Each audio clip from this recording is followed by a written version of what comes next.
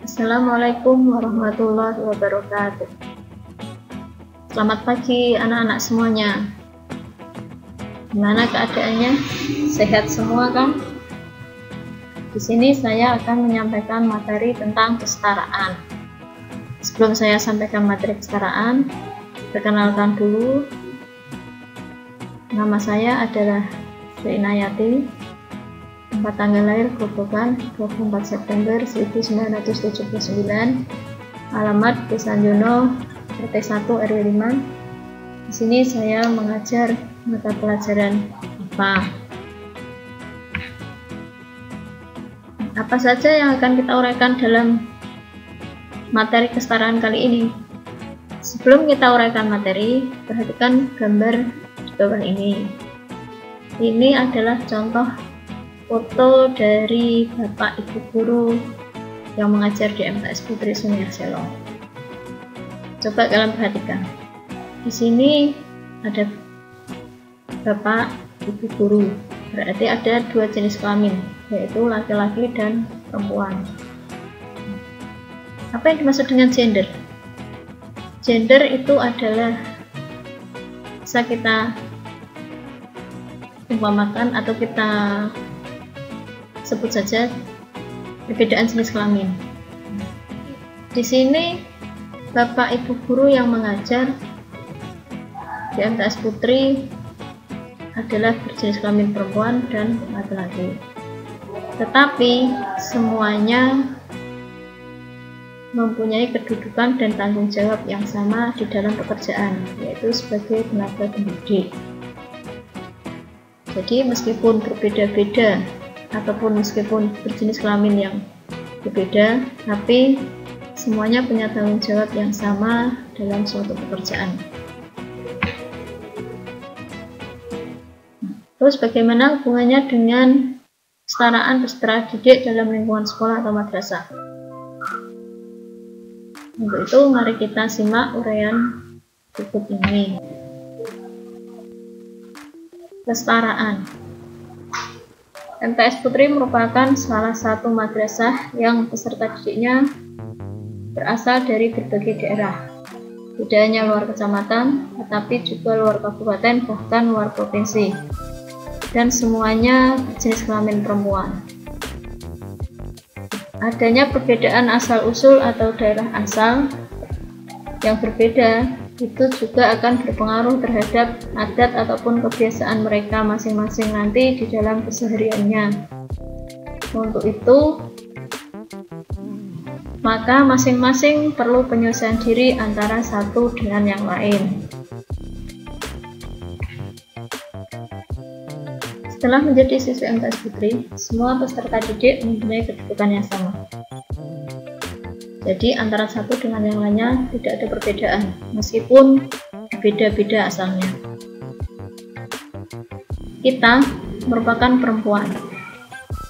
Kita sebagai perempuan itu memiliki hak dan kedudukan yang sama dengan laki-laki, walaupun tidak dalam segala hal.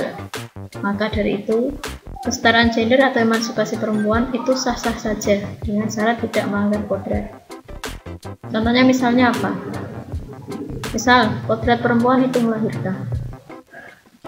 Maka, jangan sampai kita, karena kesetaraan, kita terus misalnya tidak mau mengalami proses melahirkan. Itu contoh untuk perempuan. Terus bagaimana dengan laki-laki? Misalnya dalam suatu keluarga, laki-laki ayah itu adalah sebagai kepala keluarga, maka ayah bertanggung jawab terhadap semua yang terjadi di dalam keluarga tersebut. Nah, itu adalah contoh kodratnya. Nah, karena kita semuanya itu perempuan, maka kesetaraan gender di sini tidak ada. Adanya adalah kesetaraan saja, karena semuanya berjenis kelamin sama. Salah satu yang dianjurkan dalam kesetaraan itu adalah mencari ilmu. Menuntut ilmu itu adalah kewajiban bagi setiap muslim, tidak memandang dia laki-laki atau perempuan. Untuk proses memperoleh ilmu bisa kita lakukan melalui lembaga pendidikan formal, misalnya yang sudah kalian tempuh dari SD atau MI, terus nanti akan berlanjutan ke tingkat SMP atau tingkat MTS di sini. Atau bisa juga ilmu bisa diperoleh dari jalur non formal, misalnya seperti kursus, terus kejar paket, ada kejar paket A, B, dan C. Dalam pendidikan formal ataupun non formal, setiap peserta didik itu mempunyai hak dan kewajiban yang sama. Apa saja hak bagi siswi? Hak-hak kalian antara lain adalah sebagai berikut setelah menjadi siswi MTS Putri. 1. Hak mendapatkan pelayanan yang sama. Misalnya, dalam hal menggunakan fasilitas madrasah. Fasilitas itu apa saja? Misalnya ada perpustakaan, kalian boleh pinjam buku, boleh membaca di situ, semuanya diperbolehkan. Selain perpustakaan, fasilitas yang lain ada toilet, musola, lapangan olahraga, dan bimbingan dan konseling. Kalian semua sama kedudukannya, boleh menggunakan fasilitas-fasilitas yang ada. Nah, yang kedua, hak untuk mengembangkan bakat. Mungkin di antara kalian ada yang punya bakat-bakat tersendiri, ada yang punya bakat olahraga, bakat seni, bakat dalam berorganisasi, dan sebagainya. Nah, bakat-bakat yang kalian miliki nanti bisa dikembangkan di sini melalui kegiatan ekstrakurikuler yang tersedia di madrasah. Misalnya yang olahraganya punya bakat di bidang voli, nanti bisa ikut ekstra voli, diasah di sini kemampuannya. Yang punya bakat seni, misalnya suka menyanyi atau suka bersolawat, nanti bisa disalurkan melalui rebana. Atau yang ingin tahu tentang kesehatan dan sebagainya, bisa ikut PMR dan mental. Nah, itu antara lain kesetaraan di dalam mengembangkan bakat. Jadi semuanya punya hak dan sama untuk mengembangkan bakatnya masing-masing. Yang ketiga adalah hak untuk berprestasi, baik itu prestasi di bidang akademik ataupun non-akademik. Untuk prestasi di bidang akademik misalnya, nanti kalian akan terbagi menjadi beberapa kelas. Ada kelas 7A, kelas 7B, dan seterusnya. Nah, di masing-masing kelas kalian akan punya hak yang sama dalam berkompetisi atau dalam persaingan untuk memperoleh prestasi. Misalnya untuk menjadi juara kelas, ranking 1, 2, 3, dan seterusnya. Itu hak dalam prestasi akademik. Terus prestasi non-akademik, misalnya dalam lomba, misalnya seperti porseni, itu tentang olahraga, atau porsema. Terus bisa juga nanti dalam kompetensi sains, itu adalah lomba-lomba yang bisa menghasilkan suatu prestasi. Ini adalah contoh gambar kesetaraan dalam prestasi. Nah, kita lihat gambar yang ini. Gambar di sini ada 3 orang yang memperoleh, 2 orang yang memperoleh penghargaan, dan di tengah ini adalah sebagai bapak pembinanya. Di sini ada juara putra dan juara putri. Ini adalah contoh kesetaraan dalam prestasi. Jadi semuanya berpeluang untuk menunjukkan bakatnya dalam bidang tertentu. Sedangkan gambar yang sebelahnya ini adalah contoh kesetaraan dalam prestasi untuk maju dalam kompetensi sains madrasah. Jadi semuanya berpeluang, jika punya kemampuan bisa menunjukkan kemampuannya dalam kompetensi sains ini.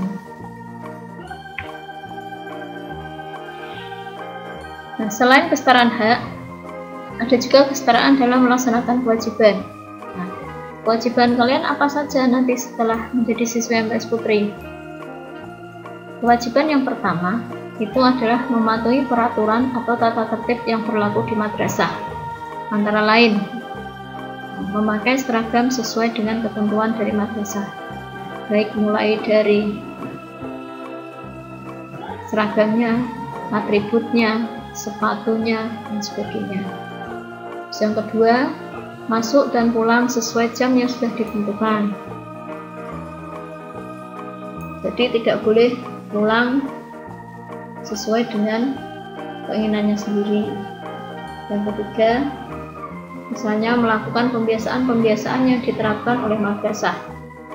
Sebelum pelajaran dimulai, didahului dengan membaca Asmaul Husna, dilanjutkan berdoa. Pembiasaan yang lainnya adalah adanya sholat berjamaah seperti sholat zuhur, itu dilakukan pada saat istirahat kedua dan secara terjadwal. Itu adalah wajib dilaksanakan oleh semua peserta didik. Terus kewajiban yang kedua yaitu mengerjakan tugas dari Bapak Ibu guru selama proses pembelajaran. Biasanya selama proses pembelajaran, selain Bapak Ibu guru menjelaskan, nanti juga akan memberikan tugas-tugas tertentu. Kewajiban kalian adalah mengerjakan tugas-tugas tersebut. Dan yang ketiga adalah kewajiban menjaga kebersihan ruang kelas dan lingkungan madrasah. Dalam satu kelas nanti biasanya akan terbentuk jadwal piket untuk harian. Jadi masing-masing kalian mempunyai tugas dan tanggung jawab untuk membersihkan kelasnya masing-masing. Nah, biasanya dalam kelas nanti akan dibuat jadwal oleh kelas tersebut. Selain itu, biasanya nanti juga akan ada istilah piket Jumat bersih. Nah, setiap Jumat nanti akan digilir itu untuk membersihkan ruang kelas. Jadi ada jadwal piketnya. Gambar ini adalah contoh kesetaraan kalian dalam kewajiban mengikuti kegiatan upacara, baik kegiatan upacara hari Senin ataupun kegiatan upacara hari besar lainnya. Demikian materi dari saya untuk mengenai kesetaraan. Nah, untuk itu lanjutnya sebagai refleksi, nanti saya akan memberikan tugas melalui Google Form.